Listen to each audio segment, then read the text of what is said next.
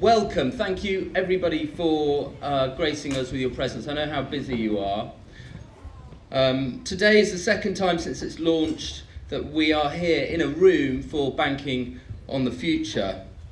We're really excited by the session ahead, and it's brilliant to see so many of you here, so thanks once again. For those of you who don't know me, my name's Andrew Deverell-Smith, and no prizes, I'm afraid, for deducing founder of Deverell-Smith and our sister company Hintel. I've been knocking around the streets of the West End for over 20 years now, trying to help out where I can, and I will do my best to navigate our way through a really brilliant panel. With 2022 rapidly coming to an end, I think we all know it's been quite an interesting year, and I think we're looking forwards into what will be another very, very interesting year. Over to the panel. Emma, would you be happy to introduce yourself? Sure. Good morning. What a gorgeous, beautiful building. So look, thank you for having me. My name is Emma Carriaga. I'm the head of residential for British Land and also run a new project to deliver a town centre at Canada Water. Good morning, everyone. I am Alex McCauley. I'm the founder and managing director of Kinland, a brand that none of you will have heard of, but we are an early stage development business, so hopefully be able to give you some perspective from a startup. Morning, everyone. I'm Deborah Udolph. I'm a founding partner of Say. We're a consultancy business who advise developers and investors mainly on strategic operational management, and we're sort of heavily in the build-to-rent market, but also build for sale and affordable. So we see quite a broad range of opinions from our clients. Good morning, my name's Andrew. 5 years ago I set up Impact Healthcare, so we invest in healthcare-related real estate across the UK. As a REIT listed on the London main market. The labour market's tight, but I'll give Deverell-Smith a plug. You're still quite good at finding people, if reassuringly expensive.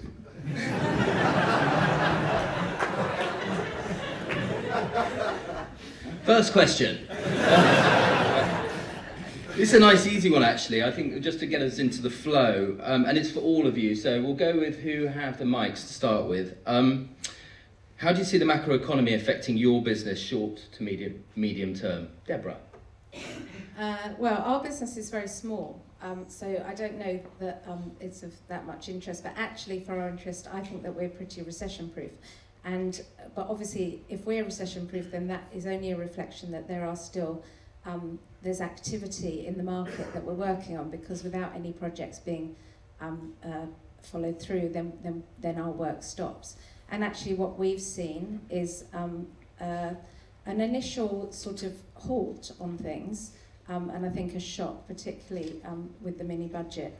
But in the last 2 weeks, I would say, we've seen so many projects come forward and start, and also, particularly on the build-to-rent side, new people coming in, taking a real interest in coming into the market. There's a huge amount of activity. And then when we talk to our developers, a lot of our clients are building very long-term strategic places. And although there's obviously distress in the market and concerns about the economy, I think we see from the developer side, the house building side, that there's a shift because of because there was a stop of Help to Buy, and so a need to sort of readjust, but a sort of quiet confidence as well to carry on. So I'm not saying that the property industry isn't going to be affected, and there's sort of two sides. One is the impact of the economy, and the other is just the complete lack of supply and housing. And from a rental perspective, the rents they're huge, and there's huge demand, and so there's one side lots of constraints that are financial, but the fundamentals of the market are still really strong.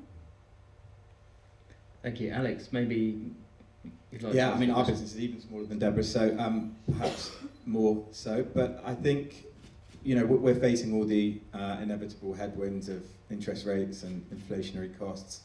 But we've actually just completed our first recruitment campaign, and I think what that has demonstrated is actually there is some confidence in that market. We've ended up with 2 really high caliber candidates joining us, and they're both coming from more stable corporate backgrounds to join what would otherwise be deemed as maybe a volatile position. So I think that, to me, demonstrates that there is still some confidence in the market moving forward. And so, yeah, I mean, I think also, as Deborah says, there is an acute lack of supply. There are lots of people still wanting to build, and we're actually finding that there's still quite a lot of opportunity. So we're obviously operating in a very small scale. As a business, given that we've just set up, we're able to do so in structure for this market rather than having to kind of redo or undo something that we'd structured a couple of years ago. So I think if people are mindful of what's going on now and can manage it in a way that we seem to be able to, I think there's actually some good opportunity. And Emma, how does the title that is British Land see the world? Well, we're a diversified REIT, so what that means is that we are exposed and have a portfolio that is across a number of different sectors, and I would say that our experience does vary compared from sector to sector.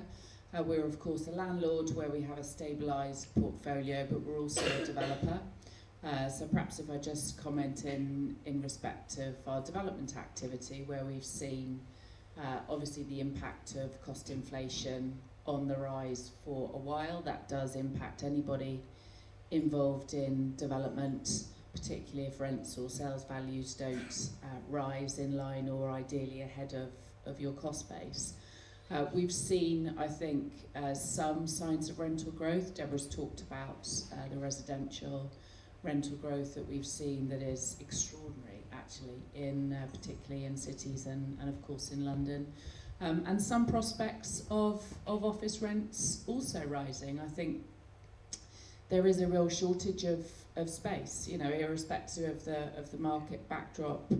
Prime ESG credential-led buildings are still in very limited supply in London in particular, and customers are increasingly needing and wanting to be in buildings that are outstanding in terms of their environmental performance and are starting to want to pay for that, whether or not that is at the rate that ideally beats the cost inflation. I think we all need to watch out on. In terms of our standing portfolio, we announced our results recently. I think valuations are down, and we've had a good half year, but valuations are clearly impacted by the rising interest rate environment primarily. But we are a well-capitalised business and in the business of long-term outperformance, and I think a lot of what Rob says resonates with us. We hope it will be short, even if it's painful, and we get back to doing what we do best, and we have absolute confidence in the London market and in having the right assets, I think, that speak particularly from a carbon perspective, which we think there is going to be sustained demand for. Brilliant, thank you. Andrew? I'm a great believer that everything in life is cyclical. There are cycles for everything, but I haven't yet worked out what the healthcare cycle is. What I do know is it's different. It's different to the wider economy because healthcare is needs-based, not wants-based. No one goes into a private hospital or care home for fun. They go there because they've got needs that only can be addressed in that environment. And one thing I think we learned we're still digesting lessons we learned from the pandemic, but I think one lesson we are learning is it's great if you're young and fit and healthy like most people in this audience, you can get a lot of medical care via the internet using your iPad. But when you've got 5, 6 acute and chronic problems, you need to physically see a doctor. You need to be in the physical presence of a doctor, and that involves real estate. And so we're pretty weatherproof. Since inception, we've never had a void. Our rent collection is 100%. And that reflects the fact that our tenants are they're really resilient. Because what they're doing is providing, satisfying essential needs. The thing that's been worrying our tenants a lot this year reflects what Rob said, which is staff pressure. The problem, healthcare is a people business. The buildings are nice, they're ancillary, it's a people business. and we were hearing from all our tenants in the first half of this year really acute staffing issues. It's starting to, what we're hearing since mid-year is they've got a grip on it, vacancies are coming down, they're managing to attract more staff, and this might sound wrong, this could sound really bad. I was encouraged by what Rob was saying, because what I heard you saying in a very eloquent way is you need to get unemployment up to get inflation down, and that means staff vacancy, there will be more staff available to hire. Thank you. I'm going to ask a question which was pre-submitted at random. Giles Watson, CFO, Lennox Investment Management, has asked, and I think it applies to everybody. Given the steep rise in finance costs in recent months, is there any point in leveraging low-yielding investment property? Go for it. Really good question, and 6-7 weeks ago, the answer to that seemed pretty hopeless, but things do change quite quickly, and I'm not sure how many people apart from Rob on this panel actually bothered to look at 10-year gilt yields 2 months ago. And I glanced at them this morning, and they're now back to 3%, and the cost of hedging has also come down a lot, so it's not just rates have come back to, in my lifetime 3% is pretty normal, so what's to worry about, and you can now hedge at those levels affordably again, which was impossible 2 months ago. And yeah, the yield on which we're acquiring properties is 6 or 7%, so we've got positive carry. I think if I was buying buildings where the yield was 3%, I would be a lot more worried. Anybody else have a view on yields? No, fine. Andrew, can I give a quick plug for the Bank of England? Because I'm interested in history, so I was trying to work out over the long time periods what the relationship between government yields and investment yields for property are over long time periods. And you've got that fantastic data set on your website going back to 1066. It's fantastic. But unfortunately, the property information is sporadic. There are periods you can look at land prices and house prices and periods where it's missing. But you can look at government bond yields, or bank rate and inflation. There was this wonderful time in the 18th century when inflation goes from -25% to +30%. And for 111 years, the bank does not change its interest rate, it's 5%. And I think that's called stability. Well, I'm trying to think back to 1066, but I won't go into my dodgy history grades. Another really interesting question here, I would say, which is related to yields, I guess. Paul Thornhill, director of Thornhill Capital, has asked, and the answers may be safe, and I don't want them to be. But what is your favourite asset class to invest in for the year ahead, Emma? That's a tough one. Well, actually, outside of British Land, I sit on the board of Assura, which is a healthcare REIT, so similar business to Andrew in terms of sector anyway. And I would totally agree that is a extraordinary resilient real estate sector, very deep demand, whether you're at the care home end of the business or indeed at the primary care, because I think certainly that business feels quite strongly that despite the rise of digital services, I think increasingly we still will always want to see someone in some form at some stage of our healthcare journey. So I would say that was a sector to watch. I think London and a major city build to rent, for the very reasons Deborah talked about in terms of lack of supply, has got a long way to run. I think we've got to be careful when it comes to issues around affordability. Rental growth is great if you're the investor, so long as it's full. And I think, if wage inflation is not rising at the rate it needs to, and, we have all got a social conscience, I'm hoping, that sort of relationship between affordability and rental growth, I think, is getting a bit hot. But it's certainly a sector which seems to be in relatively short supply for the time being. Thank you. Deborah, where would you invest? Well, luckily I don't have to make that decision, that's what my clients do, but I would say probably build to rent, but I think that for me it would be more mid-market build to rent, less amenity, something that's more affordable and cheaper to run. And I don't mean that there isn't a place for highly amenitized build to rent, because there is, but I think that there's a lack of mid-market good quality, and there's a lack of good quality of rental homes, and so it has to be in the long term a good stable investment. And I also think places that are mixed, and I do mean across tenure to a certain extent, but I also think that there'll be some interesting opportunities.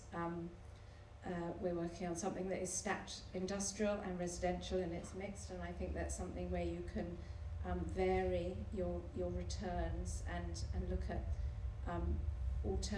small pieces of income from small, where you're hedging your bet a bit like build to rent. You have lots and lots of people renting small units, and so if you can create that from a retail or commercial income base as well, then I think that's a potentially an attractive proposition. I also agree about healthcare, and I also think that there will be continued investment in forms of affordable housing that will deliver good long-term stable returns. Alex, what you didn't say in your introduction was that you were a very, very successful investment agent prior to forming Kinland. So, taking you back to your broker days, where would you be advising? Well, I don't know if that's true at all, number one, but I think, build to rent, and it's something that we've been looking at as a business. We're kind of set up to sell, but obviously there are some pressures around that market now. So I think the build to rent sector is interesting. It's become incredibly institutionalised. So I think there needs to be some consideration for at what part of the market you invest into.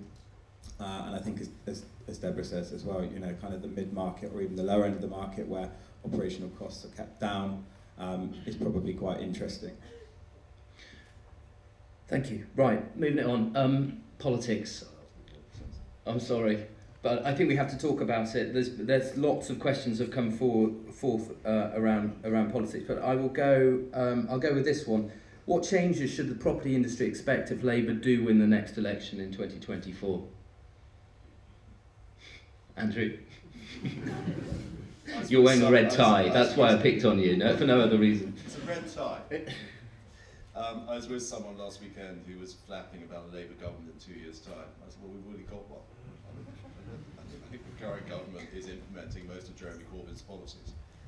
So history doesn't repeat itself, but I think it could be very like 97. I think the current government's going to spend the next 2 years fixing a mess, just as the major government had to fix a post-ERM mess.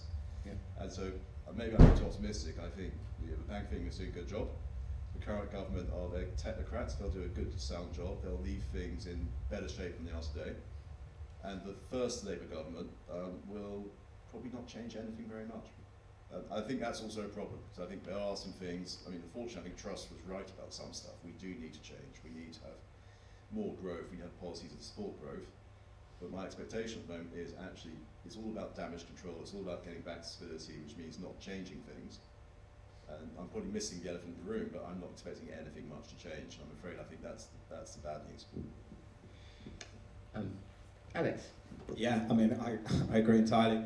I don't think anybody wants to rock the boat further, to be honest with you. I mean, there are obviously issues that we have that need to be addressed, but I don't think there's going to be any dramatic change anytime soon. I think first and foremost we need to kind of consolidate so that the market stabilise and that we can move forward as one. There's invariably going to be some change at some point, but I don't think we'll see anything dramatic at all. Emma? I don't think ideally they want to change anything. I think the challenge any government will have after 2024, if that's when the next general election is what to do about public funding. Because if you look at any sort of detail on the autumn statement, it seemed to be suggesting that the bulk of the public sector cuts were likely to come after the next general election. Not necessarily perhaps core business for everyone in this room, but the impact on the way local authorities are funded, I think is going to have huge consequences actually for us and how we try and do business in places where we own or invest in assets. I think what's going to happen to the NHS, I think, is pretty scary, actually. So it's sort of regardless of who's in charge. I think we've all got to keep quite a close eye on quite what can happen to public services, and the hope is, I guess, that there's been a reasonable increase in tax take between now and then to be able to make some of those cuts less acute than they might otherwise need to be. Thank you. Well, I'm going to ask one more question, and then hopefully somebody's going to be brave. We've got the mics here, so please do raise a hand if there's anything particular you'd like to ask the panel. I'm going to move it to ESG, and I know that all four of you focus on that very much, but I guess the question is, with all of the pressures around cost of living, inflation, procuring services, whatever it may be, what is the impact today on your business with regards to ESG, and how entering if we're in and entering a recession next year, how will that impact the ESG ideology and component of your businesses? I think that it's really quite incredible, isn't it, how fast the topic of ESG has sort of risen up the agenda, and I feel that it is being driven by investors a lot of the time, which I think is a really positive thing. So I actually think that the focus on ESG is not going to go away despite the economy, but I think it's unrealistic to think that some of the nice to haves aren't going to be squeezed out of the market. But I think that from one of the reasons that it's probably fast-tracked is because of the cost of energy. And I think from a construction perspective, the focus on reducing energy costs in buildings, and we're seeing this really significantly, is a really, the positive impact of that is that we're aligned with the requirements of ESG, and I think it's really helping it along. So I sit on the board of M&G Shared Ownership Fund, and I have to say that the questions around ESG from investors are at the top of the page instead of the bottom of the page, and it's a really positive thing. And so I think for that reason, it will continue. And I think as an employer, with a lack of people in the market, the culture of people's businesses and what they do is driving the choices that people make for who they work for. And I think that what you said is you've attracted people because of the type of business that you are. And so I think that there's also a real opportunity for businesses to do it genuinely in a positive way, and retain people's enthusiasm and goodwill through what might be quite challenging times, because it runs through every aspect of what you do in your business, and you're not paying lip service to it. Yeah, I couldn't agree with you more on that last point with regards to talent. We recently ran a poll which was along the lines of, would you consider accepting 5% less, I think was the question, on your salary in order to join a company that is fully committed to the ESG agenda. And the results were really surprising. I think it was in excess of 10% today if the people would consider that. And when you wash that over a cost of living crisis, I think that's quite meaningful. Emma, what are your thoughts? Well, just on that point, I had a really interesting chat with someone the other night who does a lot of graduate recruitment. They're a big business who take a huge number every year, and they go out to these recruitment fairs and do their pop-up stand and sing for their supper and wait to get lucky. And there were a number of graduates, not just one or two, who were asking quite searching questions around ESG of the said employer, including we get the kind of corporate sustainability 2030 ambition, laudable, sort of to be expected was a bit of the throwaway comment. But then the very next question was about wanting to know what the personal carbon footprint was of the leadership team. So, a real sort of indication of not necessarily just the corporate message, but are the leadership really leading and living the values of it in their own. So it's rather worrying for me. I thought I've got to go away and work out what my own personal carbon footprint is. Maybe we should all be doing that, because we could well be asked it by people we're trying to hire, which is great, I think. More broadly on ESG, I mean, I said earlier, it's our license to operate as an organisation. It's why people want to buy our shares. It's why people want to occupy our buildings. But it's expensive. We do it. We've got large assets where it makes sense to do it. We hold them in the long term, so why wouldn't you do it? And of course, we, like everyone else, has an absolute corporate mission to do it. But I think we've got to get better at it. I think I worry a little bit that when things are tight, innovation in ESG, construction, methodology, measuring, all needs continued and sustained investment. And we as an industry, I think, need to be very careful that we don't stop innovating in how we can deliver energy outstanding buildings and make sure it doesn't fall off the radar. I think, you know, it isn't, but when things are tough, I think we perhaps lose a bit of focus when there are other more pressing issues. So it's a collective effort, I think, ESG. British Land can do our bit, but unless we all collectively invest and decide that this is something we're prepared to spend time and energy as well as money on, we won't get the progress as quickly as we want to. And the other thing I think we need to keep a close eye on is articulating the benefits of why we're doing it. Because that way you drive that rental growth, that way you drive that increase in value I talked about that's needed to be able to make that investment into to delivering it in the first place. So there's a bit for me about the narrative, and then there's also a sustained focus on innovation and new technologies that we mustn't lose sight of. Rob, you had a point to jump in on.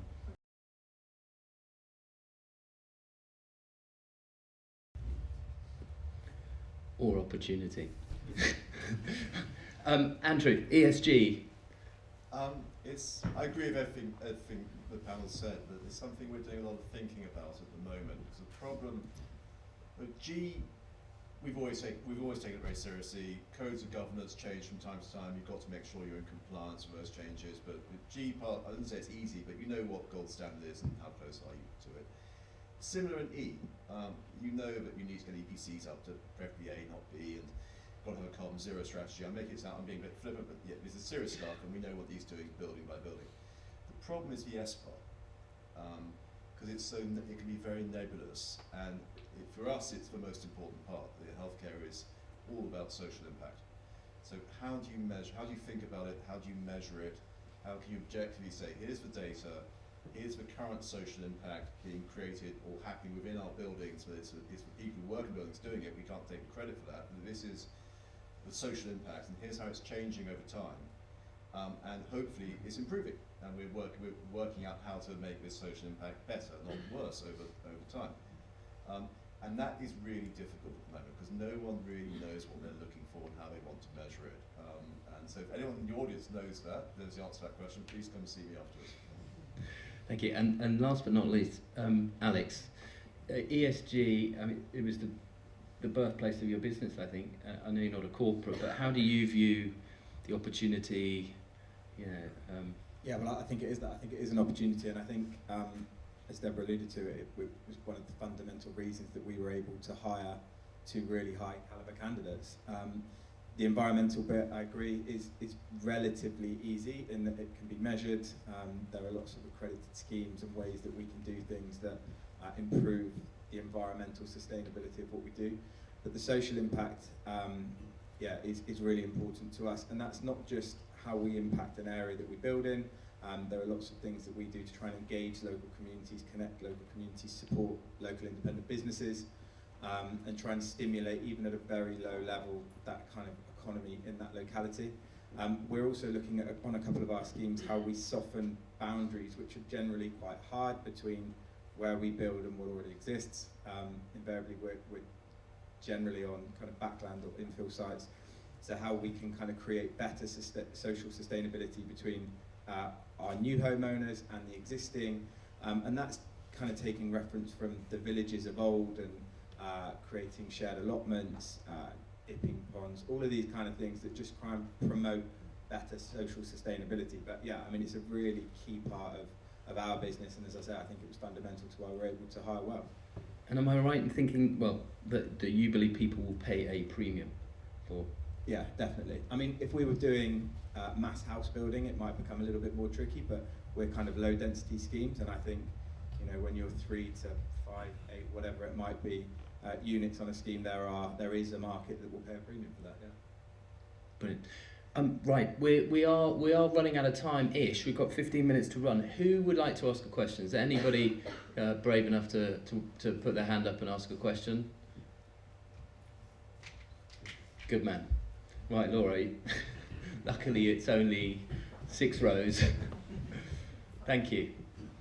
So my question relates to the rate of inflation versus the rate of wage growth.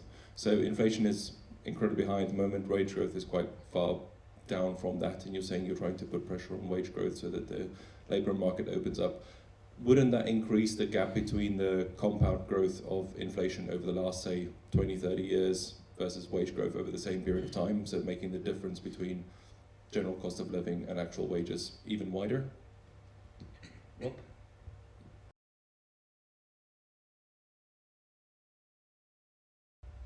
Thank you for asking the question. Do any of the panel have anything to add to that point? Any other questions from the audience? Does anybody want to desperately put their hand up and shout? If not, I'm going to read. Can I just ask a question? Yeah, please. Clearly not an economist. But if the war in Ukraine hadn't happened with COVID and Brexit, wouldn't we still be in a recession?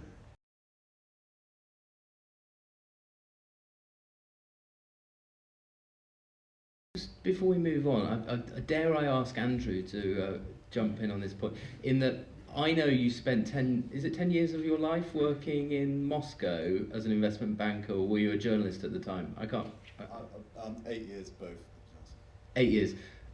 Do you have any perspective, having lived over there, is there anything that you can add around?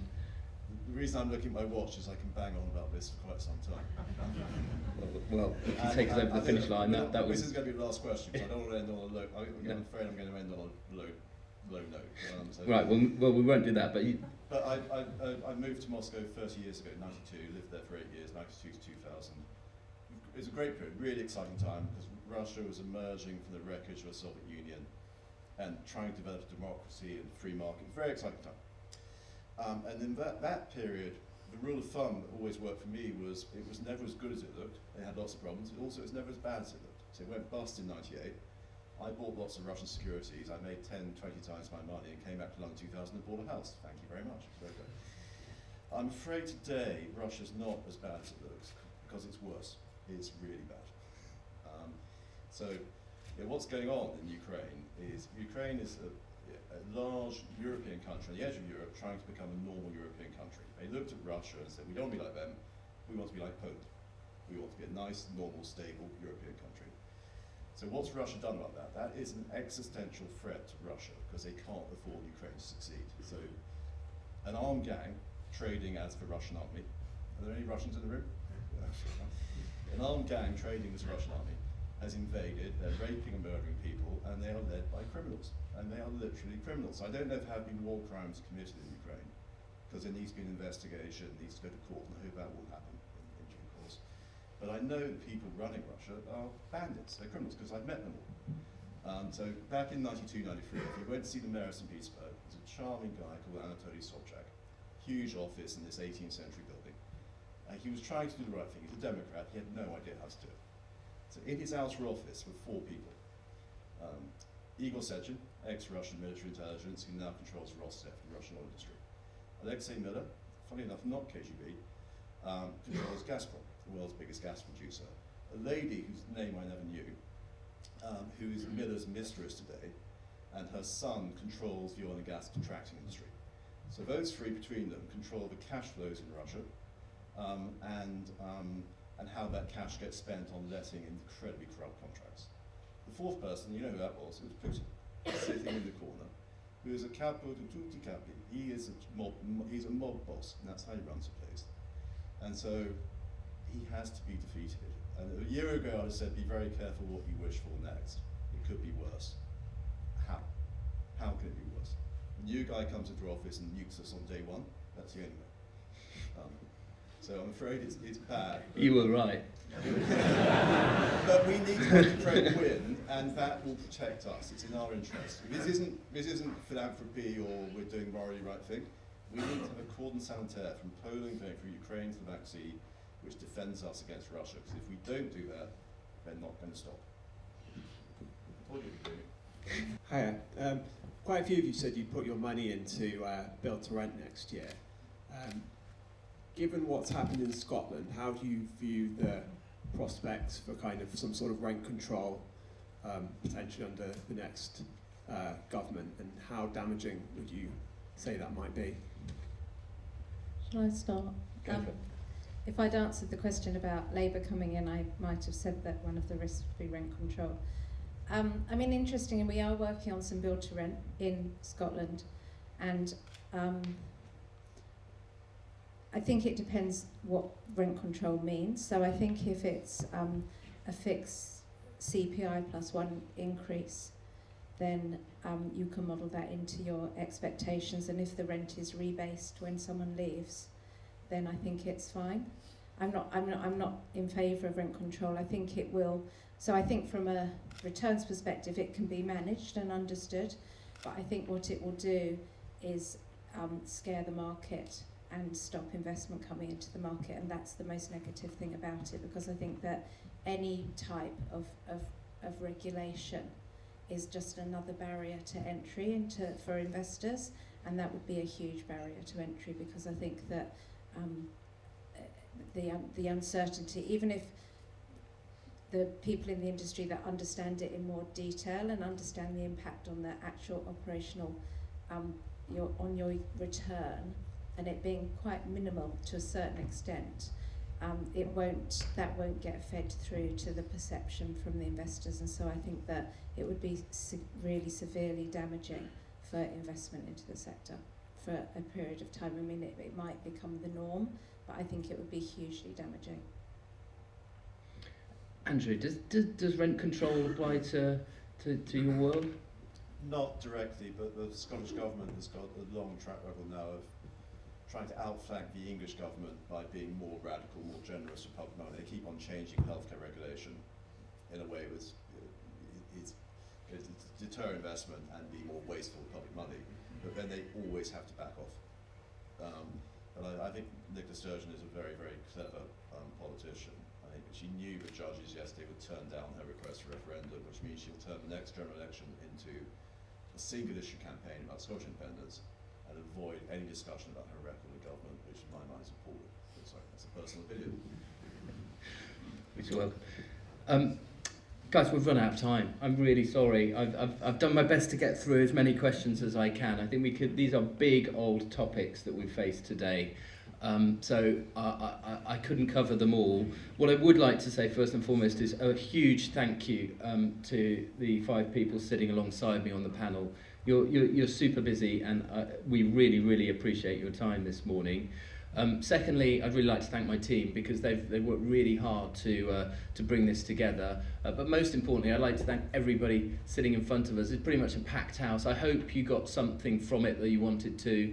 And I really, really appreciate your time in joining us this morning. We're going to have coffees and what have you outside. Please do stick around for as long as you like. And I'd just like to say a massive thanks once again to everybody. Thank you.